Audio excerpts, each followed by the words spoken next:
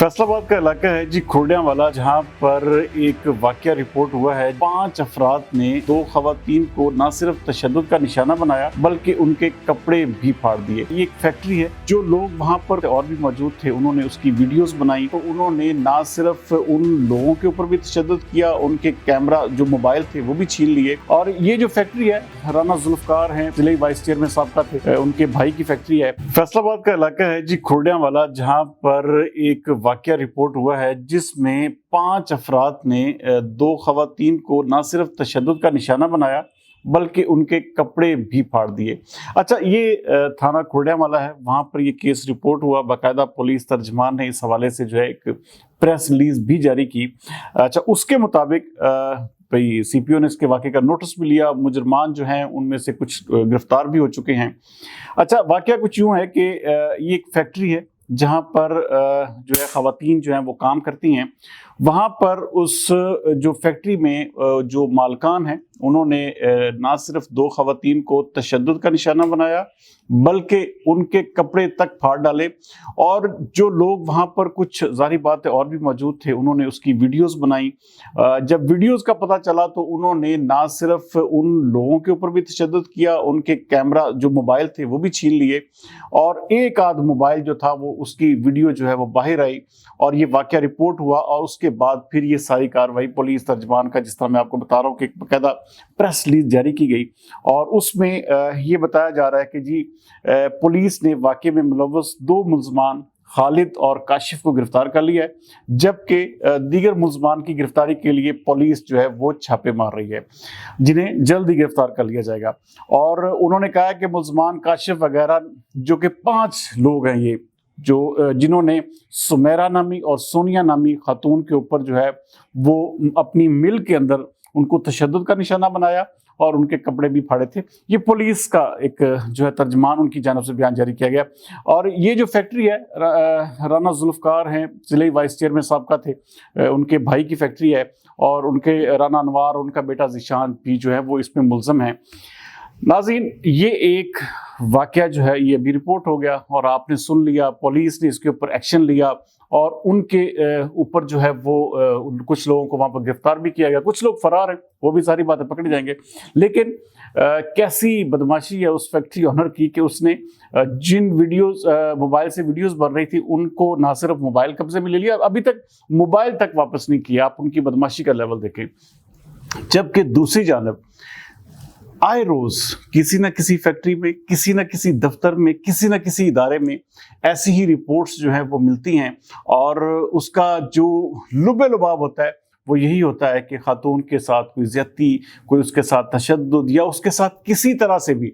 और ये एक ट्रेंड बन चुका है कि जिस दफ्तर में भी, जिस इदारे में भी ख़वातीन काम करती हैं तो उनका इस्तेहसाल वहाँ पर किया जाता है, उनको अपनी गुड बुक, बैड बुक में रखा जाता है और उनको जो है वो अपना एक शो पीस बनाकर जो है मुख्तलिफ जो है वो जगहों पर जो है वो दिखाया जाता है। आप रियल स्टेट सेक्टर में देख लें, आप किसी फैक्ट्री में काम करने वाली ख़वातीन देख लें।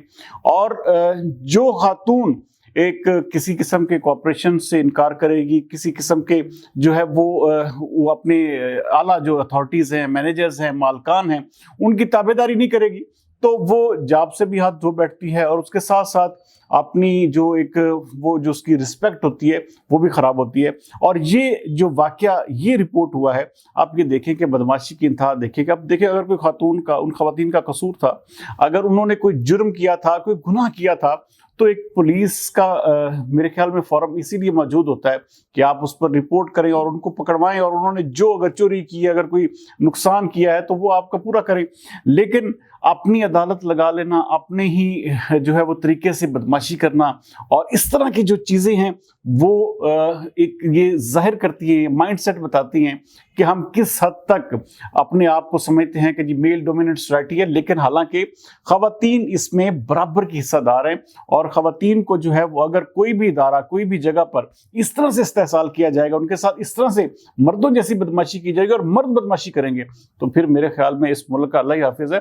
फिर वो जो ख़वातीन के हकूक़ की बात होती है या उनकी बात करते हैं लोग, वो शायद पता नहीं कहाँ गायब है। लेकिन ये एक चीज़ मैं आपको बता दूं कि इस वक्त बेशुमार बेचारी ऐसी ख़वातीन हैं جن کے ساتھ روزانہ کی بنیاد پر ایسا سلوک کیا جاتا ہے، روزانہ کی بنیاد پر ان کی کریکٹر اسیسینیشن کی جاتی ہے، روزانہ کی بنیاد پر ان کا استحصال کیا جاتا ہے، چاہے وہ ذہنی ہو، جسمانی ہو، جنسی ہو، ہر طرح سے ان کا استحصال جاری ہے۔ اور اس کی سب سے بڑی وجہ یہ ہے ہمارے غربت، افلاس، اور جس طرح سے لوگ اپنے ڈیلی کے حالات سے تنگ ہیں، اس وجہ سے خواتین جو ہیں یہ سب کچھ نہ صرف سہنے پر مجبور ہیں، بلکہ بہت ساری خواتین اس حوالے سے آپ اکثر کیسز دیکھتے ہو کہ خودکشی تک کر چکی ہیں، اور بہت ساری جگہوں پر ایسے واقعات رپورٹ ہوئے ہیں، آپ یقین مانیں کہ اگر وہ سنتا ہے انسان تو انسان کے وہ رونگٹے کھڑے ہو جاتے ہیں۔ تو بہرحال اس حوالے سے بھی کوئی نہ کوئی لازمی چیک اینڈ بیلنس ہونا چاہیے۔ اور ایسا دیکھیں، اب ادارہ بن گیا جی وہ حنا پرویز بٹ صاحبہ کی نگرانی میں، اب دیکھیں جیسے تیزاب پھینکا گیا جی، اور اس کیس کو بھی دبایا گیا۔ اچھا، پولیس بھی جو ہے وہ بھی کسی حد تک قصوروار اس لیے ہے کہ آپ دیکھیں کہ ایک فیکٹری اونر ہے، اگر وہ اس طرح کی حرکت کرتا ہے، بدماشی کر رہا ہے، تو ابھی تک پولیس جو ہے وہ اس کو ان لوگوں کو گرفتار ہی نہیں کر سکی۔